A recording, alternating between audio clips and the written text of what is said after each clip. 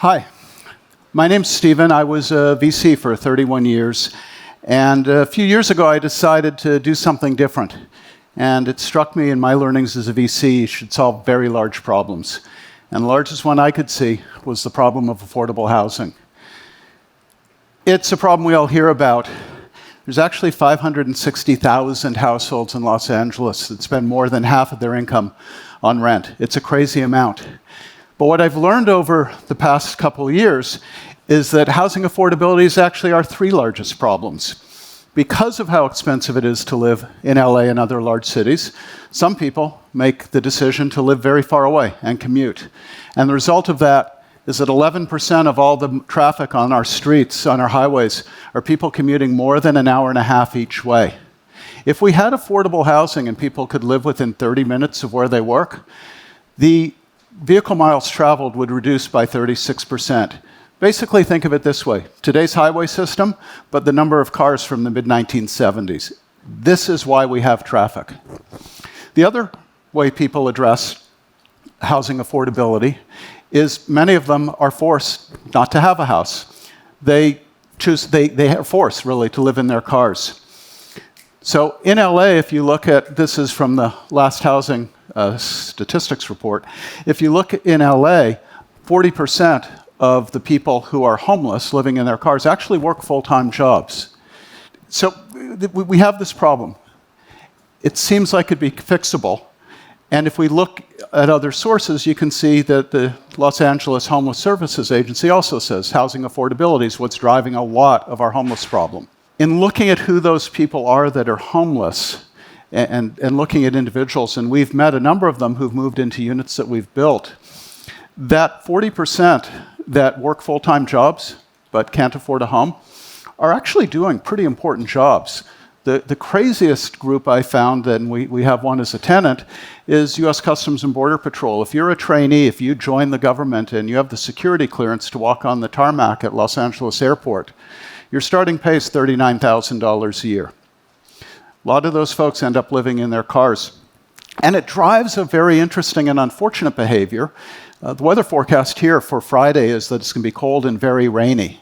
If you're living in your car, you see that forecast, you hop in the car tonight, and you're going to drive and go find a homeless shelter so that you can stay warm this weekend. And on Friday night, when the weather turns bad, the other 35% of the folks who haven't had the foresight to find shelter are going to be the ones that are cold and out in the rain and unable to find shelter because the beds were taken. So if we actually fixed housing affordability, it'd more than double the resources available to people who are homeless, the ones living under the bridges who don't have work.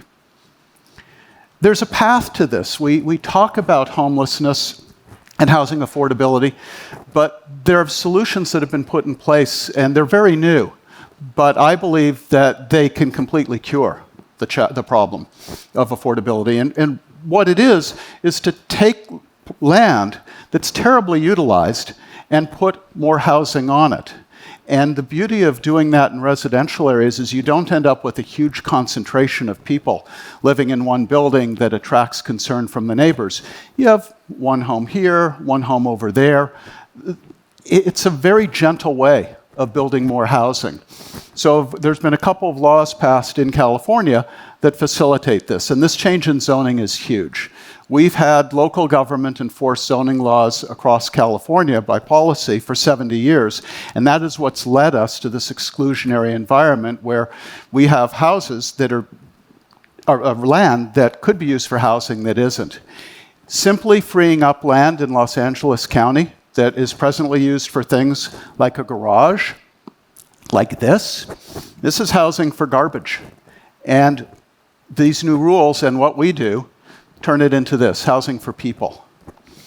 There's about 940,000 opportunities just in LA to do this. We also take houses like this, completely trashed out. Neighbors are not happy with that being in the neighborhood. And with the new laws that have been created, in a very short period of time, about 10 to 12 months, we can turn it into that, homes for 8 people, 8 households. So that's what United Dwelling is doing. And there's really 3 pillars to being able to build affordable housing. The first is you need inexpensive land.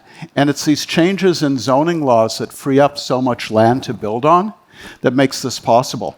In a nutshell, you can put 2 to 4 homes where there used to be 1. Most of them in multifamily areas, so they're still high-density communities. You're just taking individual parcels of land poorly used and repurposing them. We've identified 93,000 parcels that are like this, where you can tear down one very old, very poor condition home and build other houses. The second key to making housing affordable is to simplify construction. A little bit of that's building in a factory, but most of it's just building a consistent product, not trying to customize every single unit to the vagaries of the individual lot owner, but saying, here's a simple solution, and it's quite amazing if you build the same thing repeatedly, how efficient you can get at doing it. So we've got this immense problem. But immense problems, I've learned over the years, present tremendous opportunities. So as I said, there's the opportunity to build 940,000 new homes. We don't need anywhere close to that. But the opportunity is there to do it and really fix this problem. And what's neat about it is that single-family residential is actually the hottest part of the real estate market. It's the easiest place there is to raise capital.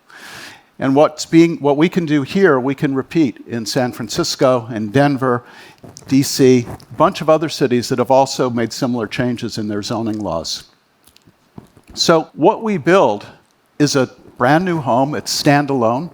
You don't have any shared walls with the neighbors. These 2 homes that you see in here are about 3 blocks apart. And which one would you rather live in? To me, I'm biased.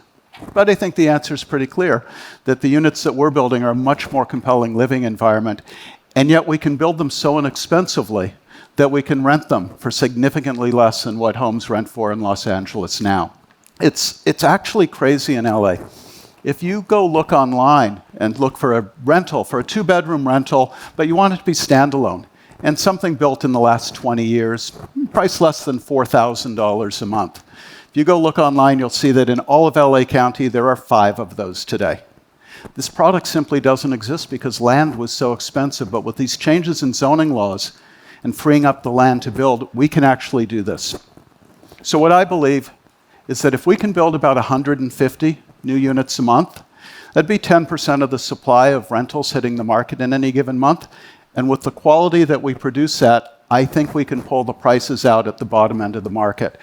Force through supply and demand the other providers of low or income housing to reduce their prices because the market will require it. That to me is the opportunity, and I do believe it's achievable in the next 4 to 5 years.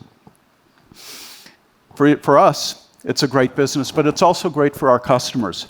Whether it's a property owner or a developer, the returns they get by taking land that's really underutilized, that garage, or empty, and turning it into a home are exceptional. And the result of that is we're finding a wonderful demand to do what we do. In fact, in the last roughly 14 months, we've signed a little over $270 million of contracts to build roughly 1,100 homes. So that's what we do. I wanted to take one other moment, though. As I said, I was a VC for 30 years. And now I'm on the other side. I get to be a CEO and run a company. And on behalf of the VCs who are in this room, there's a couple of things I want to say to the entrepreneurs here. The first is, I never understood in all the boards I was on how many little problems come up every day for a CEO. It's like waking up every morning wondering where your next paper cut's going to be. And the second is, I just never understood how deeply CEOs feel the responsibilities to their people, to the capital that they've taken. I knew intellectually it's supposed to happen, but actually living it now, I really do respect it. So for those of you on whose boards I was at some time, Alexi, and there's a few others of you here, I just want to say on behalf of all the VCs here that, and it's a little harder for me, thank you very much.